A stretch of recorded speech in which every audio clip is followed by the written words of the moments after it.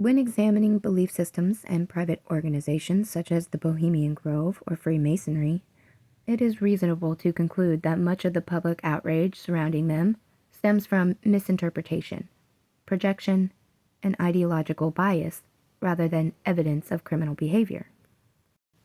Throughout history, humans have repeatedly demonstrated a tendency to form belief-driven groups, to interpret symbols or rituals through their own ideological lenses, and then act on those interpretations, sometimes dangerously. In modern times, this behavior is increasingly visible among online communities and certain YouTube creators who form watch groups, construct conspiracies about individuals, institutions, or governments, and in some cases, escalate those beliefs into harassment, illegal surveillance, threats, or violence. By contrast, organizations such as the Freemasons or Bohemian Grove, while secretive, symbolic, and unconventional, do not engage in criminal acts, human harm, or illegal activity.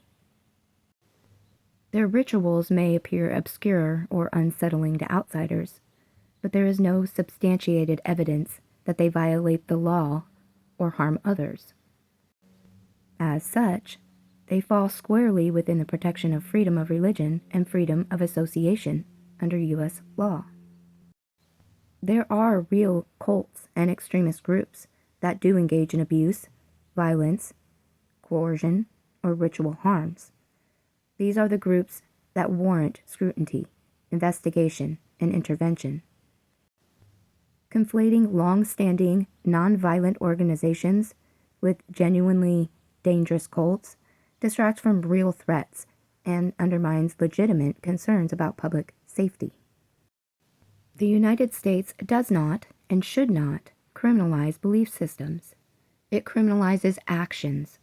Freedom of religion and freedom of speech are protected so long as those beliefs are not used to justify harm or illegal conduct. This same principle applies to YouTube creators and online commentators. They are free to express opinions and beliefs, but not to harass, incite violence, or engage in criminal behavior under the guise of ideology or truth-seeking. Much has been made of the fact that U.S. presidents and political leaders have attended Bohemian Grove or had associations with Freemasonry. This does not inherently indicate ideological alignment or wrongdoing.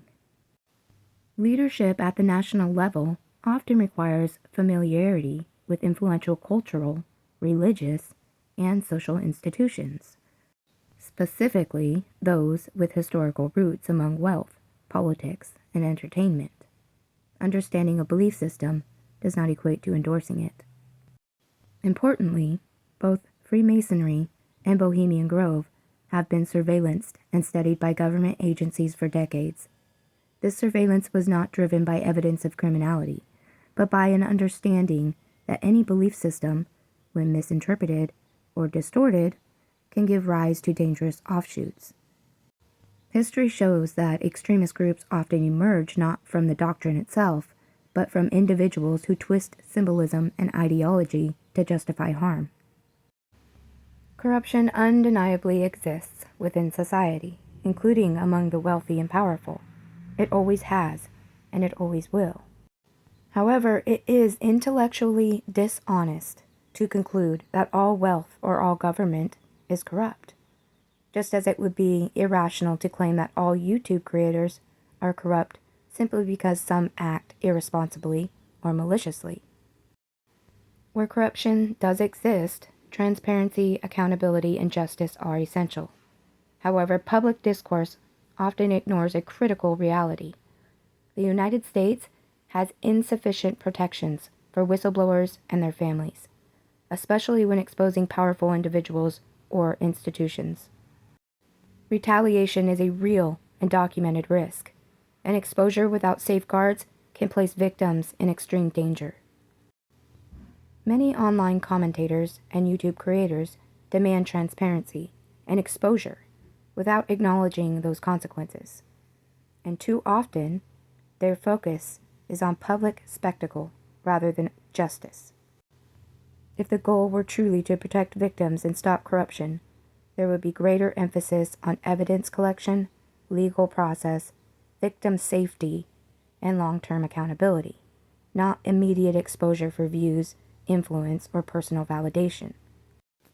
Exposing corruption is not simply about revealing information to the public.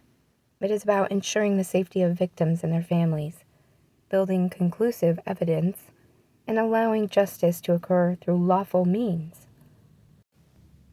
And when exposure becomes the end goal, rather than a step within a responsible process, it ceases to be ethical and becomes self-serving. Ultimately, this pattern reflects the same problem seen throughout history. Individuals projecting their beliefs and ideologies onto others, constructing narratives without sufficient evidence, and disregarding the harm caused by their actions. Whether in secret societies, online communities, or activist movements, beliefs themselves are not the danger. It is unchecked interpretation, ego, and lack of accountability that is. In the present era, a far more immediate and demonstrable threat to public safety and social stability has emerged, not from long-standing private organizations like the Bohemian Grove or Freemasonry, but from a growing subset of YouTube creators and online influencers whose unchecked interpretations, amplified egos, and lack of accountability allow real-world harm to flourish. Unlike traditional institutions that have existed for decades or centuries under continuous public, legal, and governmental scrutiny, many online creators operate within an ecosystem. This ecosystem rewards outrage, speculation, and ideology certainty over evidence, restraint, or responsibility. Their platforms provide them with unprecedented reach, influence, and financial incentive, often without any meaningful oversight or consequences when harm occurs. The danger lies not in speech itself, but in how speech is weaponized. A recurring pattern has emerged in which creators frame themselves as independent investigators, truth seekers, or advocates for justice and transparency. Under these self-appointed roles, they publicly speculate about individuals, they assign guilt without due process, and they construct narratives that audience interpret as factual, despite the absence of verified evidence or legal authority. This behavior becomes especially dangerous when creators justify harassment, doxing, stalking, or coordinated online attacks as exposure, accountability, or public interest. Because in reality, such actions frequently mirror the very abuses of power they claim to oppose. The difference is that these creators operate without ethical standards, judicial oversight, or institutional responsibility, yet wield influence comparable to major media outlets. Historically, organizations such as Freemasonry or Bohemian Grove have been accused of secrecy, elitism, or symbolic ritualism. However, after decades of surveillance, investigation, and public scrutiny, there remains no substantiated evidence that these groups engage in systemic criminal behavior, violence, or harm towards the public. Their activities, while private, remain largely ceremonial, social, or philosophical in nature, and they operate within the bounds of the law. By contrast, the modern online environment has produced a phenomenon where belief-driven mobs can be mobilized instantly. A creator's personal interpretation, shaped by bias, ideology, or ego, can result in thousands of followers targeting a person, family, or institution. Unlike formal organizations, these creators face minimal accountability when their claims prove false or when real harm occurs. Videos get deleted, narratives reframed, and responsibility deflected onto audiences or alleged bad actors, leaving victims without much recourse. Even more concerning is the way these creators often conflate justice with exposure. True justice requires evidence, due process, and protections for victims and the accused alike. Exposure without safeguards do not correct corruption. It often escalates danger. Victims may face retaliation, witnesses may be silenced, and investigations may be compromised. Yet these realities are frequently ignored because they do not serve the creator's immediate goal of visibility, validation, or monetization. This dynamic represents a significant evolution in social risk. In earlier eras, individuals or groups seeking to impose their beliefs on others were constrained by physical proximity, limited communication channels, and institutional checks.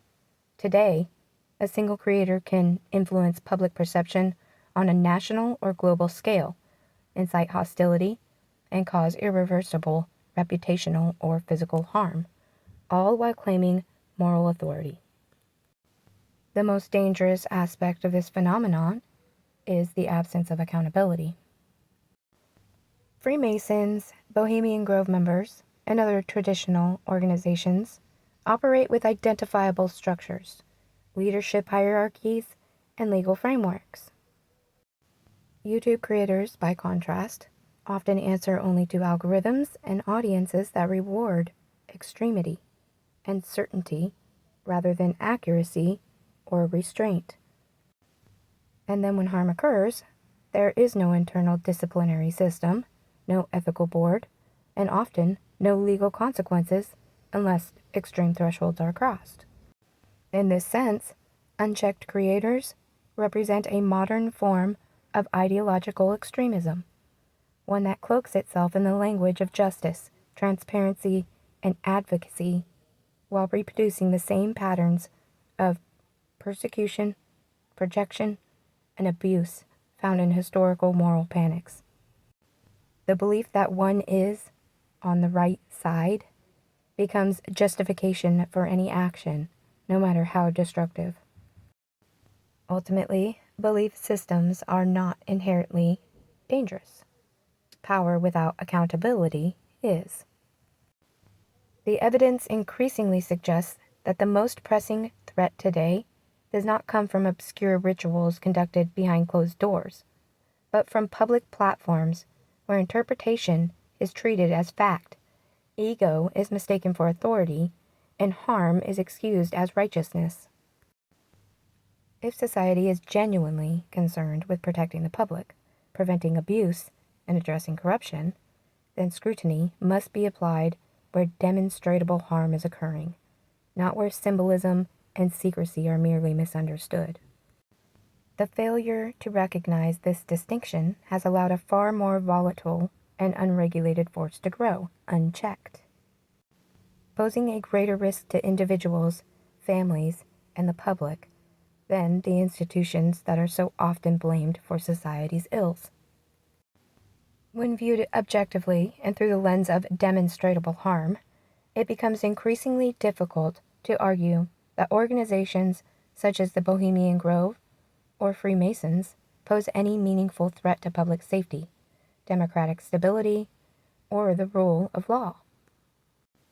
After decades, indeed centuries, of existence, surveillance, investigation, and public scrutiny, there is no credible body of evidence showing that these groups engage in systemic criminal activity, violence, or coordinated harm against individuals or society at large.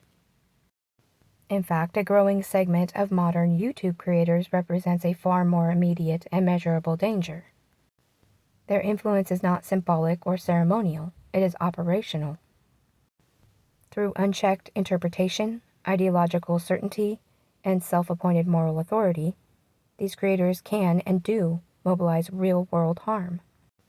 The damage they cause to individuals, families, institutions, and public trust is often irreversible. And it all occurs without due process, evidentiary standards, or accountability. In practice, many of these creators do more harm to the public than good.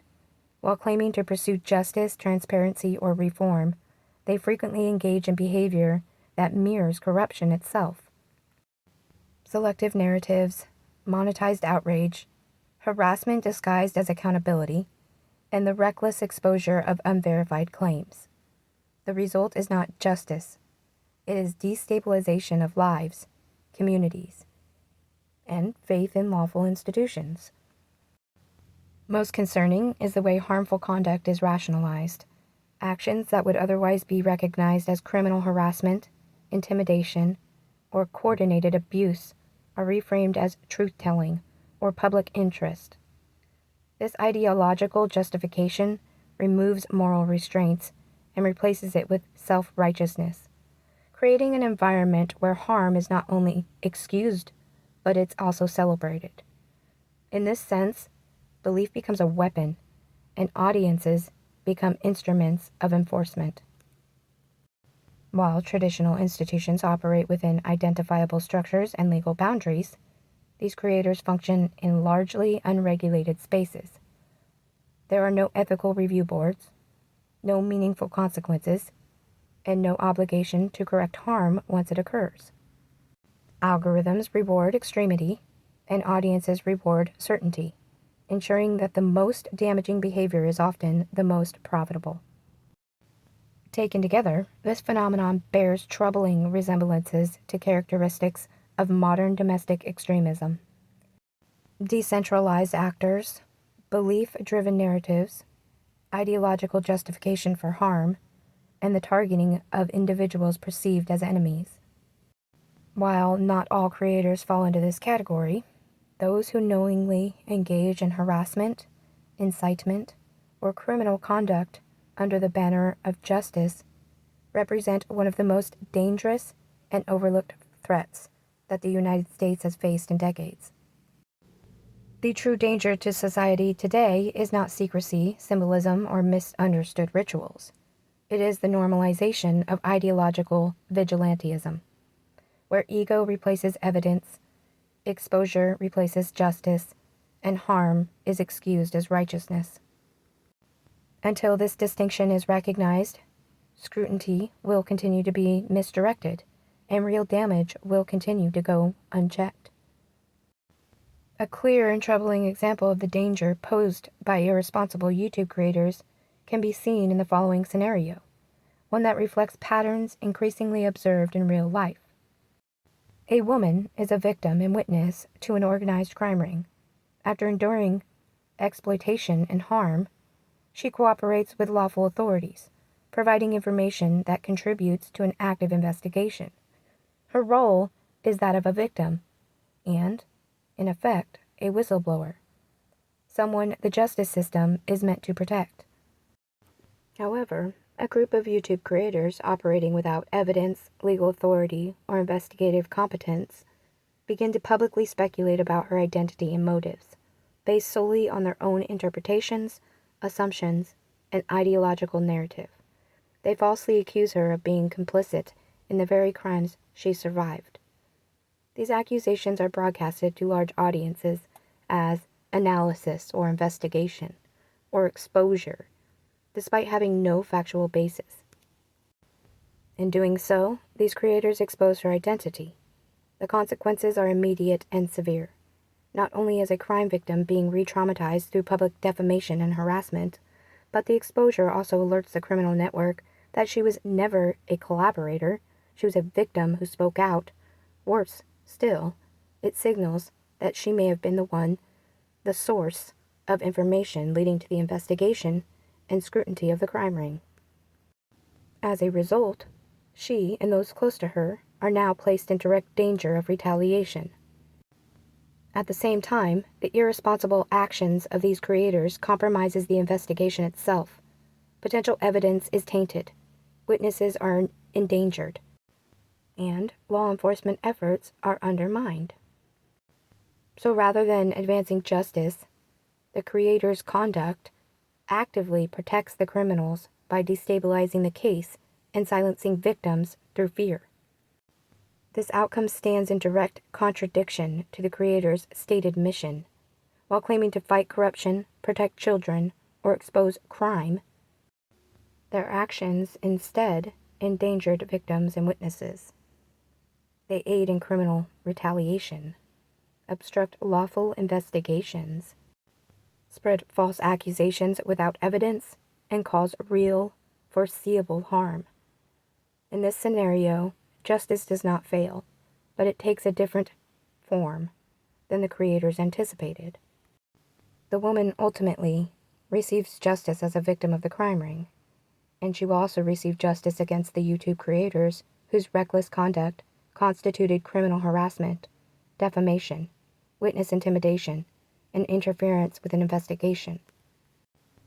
Their behavior, driven by ego, ideological certainty, and monetized outrage, crosses clear legal boundaries, and they face serious consequences for the harm they caused. This case illustrates a critical truth. Exposure without responsibility is not justice. Interpretation without evidence is not truth. And public accusation without accountability is not transparency. It is abuse. Far from stopping corruption, such behavior reinforces it. By targeting victims instead of perpetrators, these creators become active participants in the harm they claim to oppose. Their actions demonstrate why unchecked online influence, when combined with self-righteousness and lack of oversight, poses one of the most serious and under-recognized threats to victims, investigations, and public safety today.